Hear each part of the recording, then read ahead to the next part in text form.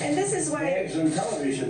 this is why the reporting is so important. And I think you remember almost 6 weeks ago, maybe a month ago, I was telling you what Italy was showing to us and what France was telling to us and the warnings that they gave to us and said, be very careful. There's an extraordinary high mortality among people with pre-existing conditions. And we used their information to bring that to the American people.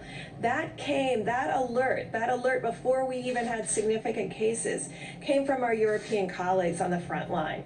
And that's why we keep coming back to how important in a pandemic and a new disease, it's really critical to have that level of transparency because it changes how we work as a nation. It allowed us on over March 15th to make an alert out there about vulnerable individuals and the need to protect them. And my call out to millennials to really protect their parents, protect their grandparents, and get that information out to everyone, that there were pre-existing conditions that put people at greater risk. That information came from our European colleagues who were in the midst of their battle themselves. And so there is never an excuse to not share information. When you are the first country to have an outbreak, you really have a moral obligation to the world to not only talk about it, but provide that information that's critical to the rest of the world to really respond to this credibly. And I really want to thank our European colleagues who worked so hard to get us that information, even in the midst of their own tragedies. And I think that really shows how important transparency is. And we go to the next slide. We're going to show you this really encouraging and great news.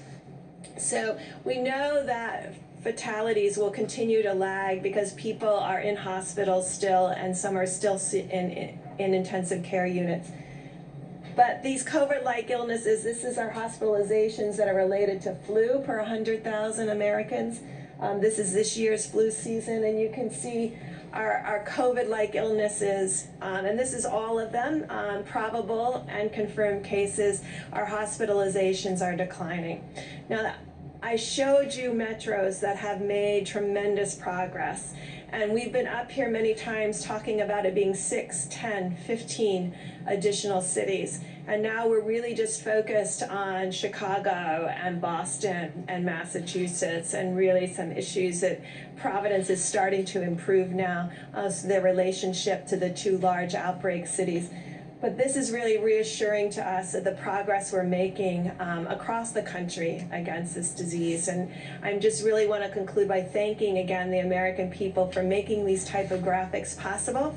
Thank the data team who puts these together for me. So they are working to about 3:30 every morning to make sure that we have the most up-to-date information. That's the data that goes to our supply chain individuals to ensure that every hospital in every state and every community has what they need based on data, and to make sure that we're serving the needs of the American people as effectively as possible.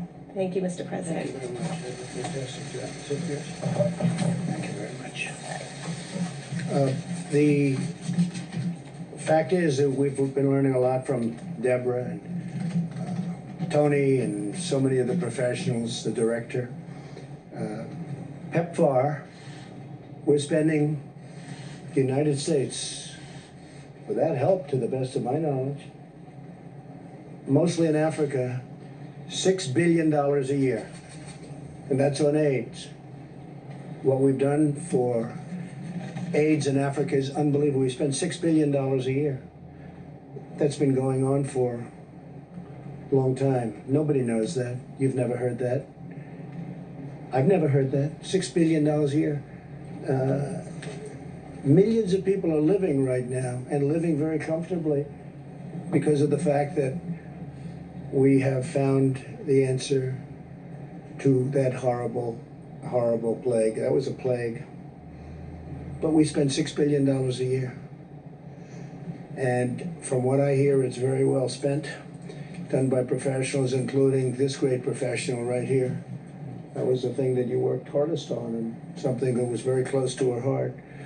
So it's, it's something that I think people should start hearing.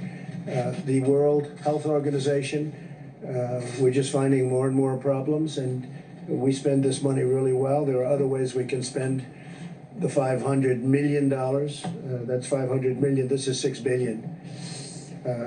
But we can find other ways to spend it where people are going to be helped, we think, in a much greater way. We're doing some research on certain people that take a lot of credit for what they do. And NIH is giving away a lot of money. We give away for many years, they give away a lot of money. And some people complain and some people don't. Some people are extremely happy. So we're looking into that also. They're giving away approximately, as I understand it, recently more than $32 billion a year. $32 billion. And so we've been looking at that for a while, and we're going to be having some statements to be made about that. $32 billion a year. It's a lot of money, and we want to make sure it's being spent wisely, and we've been doing that, by the way, and we'll have some statements on that. And those are much bigger numbers than what we're talking about with national. If you look at with our friends from wherever they come from, 500 million is a lot of money, but it's not a lot compared to the kind of money that we give out. I think over the years it's been averaging about $32 billion. $32 billion. So we've had our eye on that one for a while.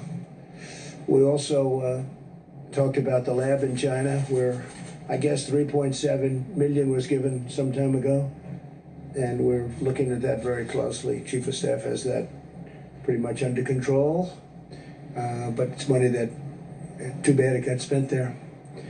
But that was spent, what year was that, Mark? It was 4 or 5 years ago. The last 6 years. 6 years ago, approximately. So we're looking at that, and that's the lab that people are talking about. All right, so we're looking at a lot of things. There's tremendous waste in our government. We found it in many different ways and in many different forms. And this is one of them.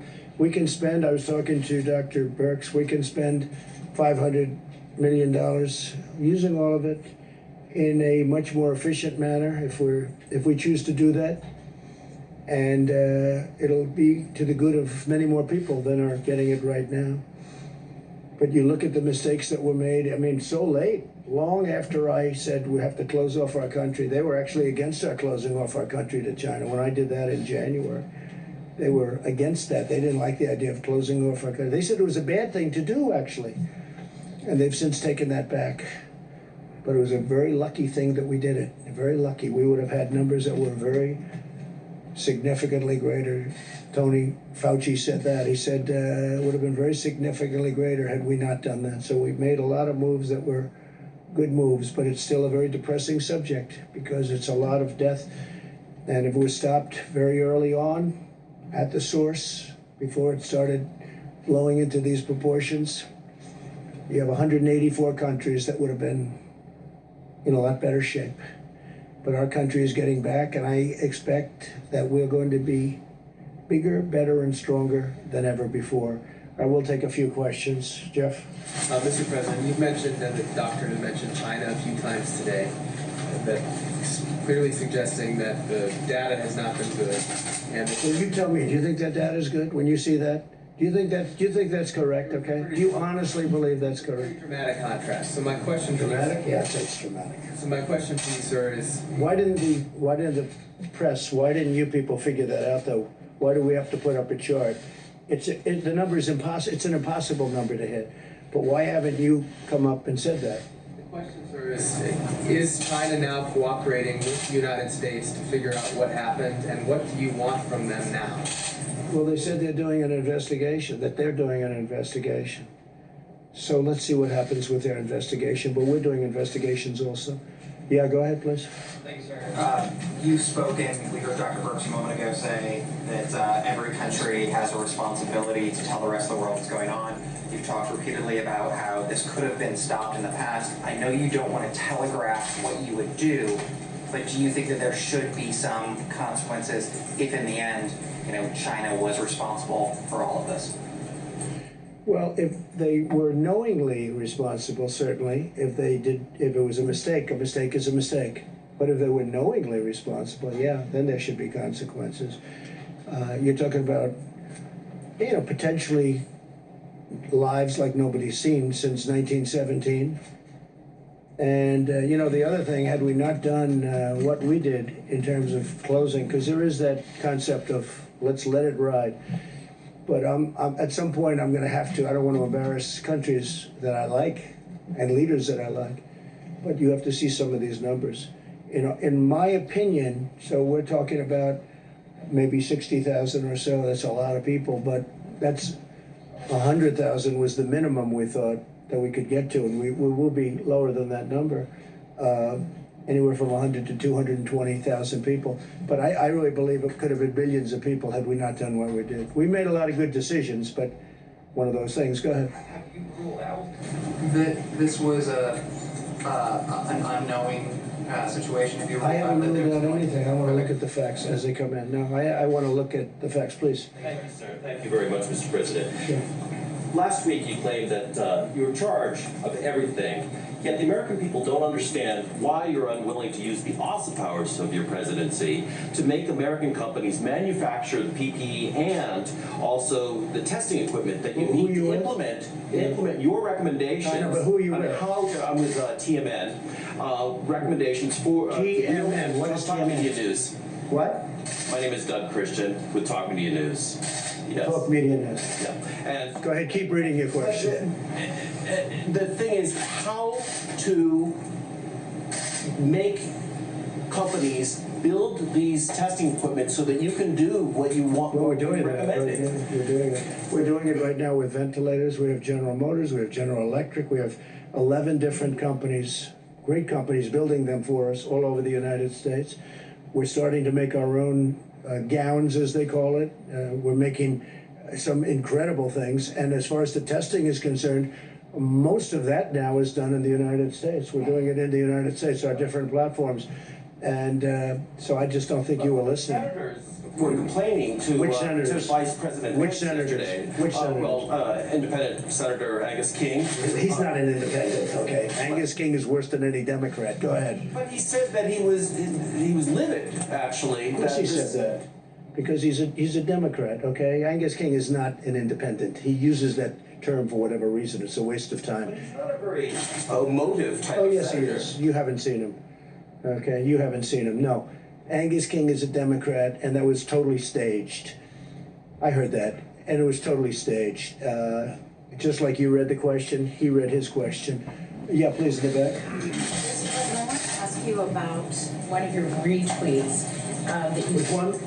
The one you retweeted from Paul Sperry. Let's see if authorities enforce the social distancing orders for Monster Ramadan like they did churches during Easter. I'm Yeah, wondering. no, I would like to see that. And, you know, I just spoke with leaders and people that love mosques. They love mosques. And I'm all in favor of that. But I would say that there could be a difference, and we'll have to see what will happen. Because I've seen a great disparity in this country. I've seen a great disparity. I mean, I've seen a very strong anti-Israel bent in Congress with Democrats.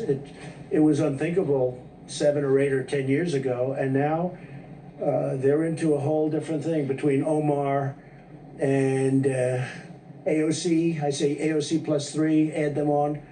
You have, I mean, the things that they say about Israel are so bad, and I can't believe it. Now, just let me, so I would be interested to see that, because they go after Christian churches, but they don't tend to go after mosques, and I don't want them to go after mosques, but I do want to see what their bent is. Yes, please, in the back. Mr. President, that in fact, Go ahead, please. suggesting that imams wouldn't follow social